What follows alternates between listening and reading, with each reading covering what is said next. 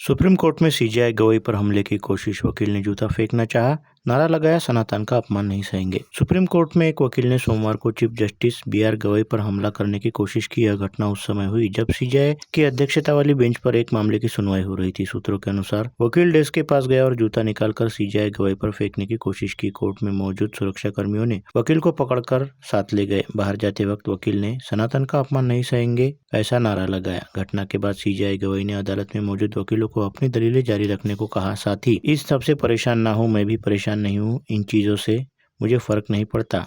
माना जा रहा है कि वकील सीजेआई गवाई के मध्य प्रदेश के खजुराहो में भगवान विष्णु की 7 फुट ऊंची सिरकटी मूर्ति को पुनर्स्थापना पर की गई टिप्पणियों से नाराज था। सीजेआई गवाई ने 16 सितंबर को खंडित मूर्ति की बहाली की मांग वाली याचिका खारिज करते हुए कहा था कि जाओ और भगवान से खुद करने को कहो। तुम कहते हो तो भगवान विष्णु के कट्टर भक्त हो, जाओ उनसे प्रार्थना करो। 16 सितंबर को मध्य प्रदेश के खजुराहो के जवारी वामन मंदिर में भगवान विष्णु की 7 फीट ऊंची खंडित मूर्ति की बहाली की मांग वाली याचिका सुप्रीम कोर्ट ने खारिज की थी।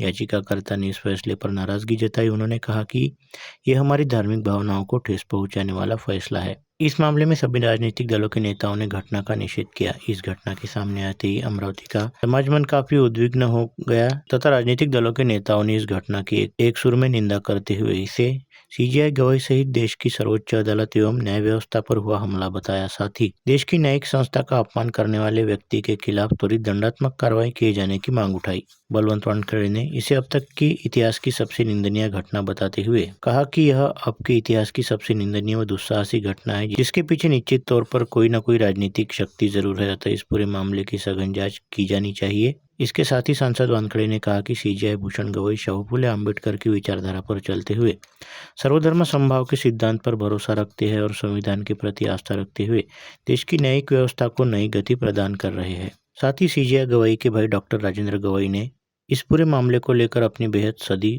हुई प्रतिक्रिया देते हुए कहा कि जो कुछ भी हुआ है वह अपने आप में निश्चित तौर पर बेहद निंदनीय है, परंतु इस घटना को लेकर अब किसी ने भी संतप्त तरीके से अपनी प्रतिक्रिया नहीं देनी चाहिए और कानून व व्यवस्था अपने हाथ में नहीं लेनी चाहिए, बल्कि हम सभी ने शांति व धैर्य बनाए रखना चाहिए क्योंकि हम सभी शाहू फुले अम्बेडकर के विचारों पर आस्था रखते हैं और हमारा देश के संविधान पर पूरा भरोसा है।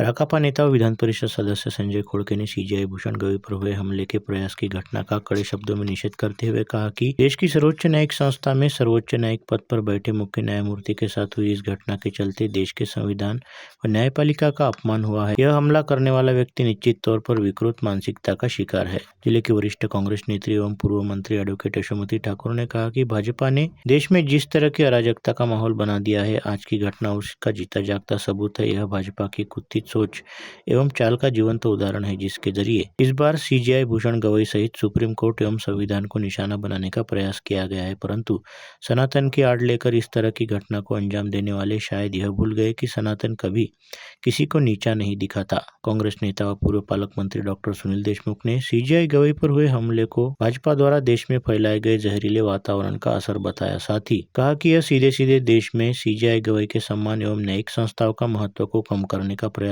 है जिसे कतई बर्दाश्त नहीं किया जा सकता। अमरावती की राकापा विधायक सुलभा खोड़के ने इस घटना को बेहद निंदनीय बताते हुए कहा कि यह घटना देश की न्यायिक गरिमा पर आघात है और हमलावर की विकृत मानसिकता को दर्शाता है।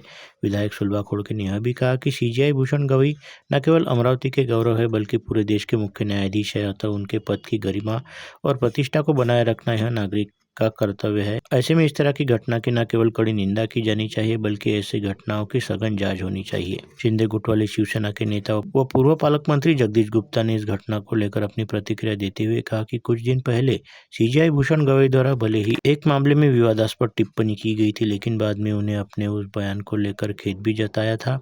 ऐसे में सनातन के मुताबिक पश्चाताप के बाद यह विषय वही समाप्त हो गया था। वैसे भी सनातन का काम समाज के सभी घटकों को आपस में जोड़े रखना है। यह घटना निश्चित तौर पर निंदनीय है।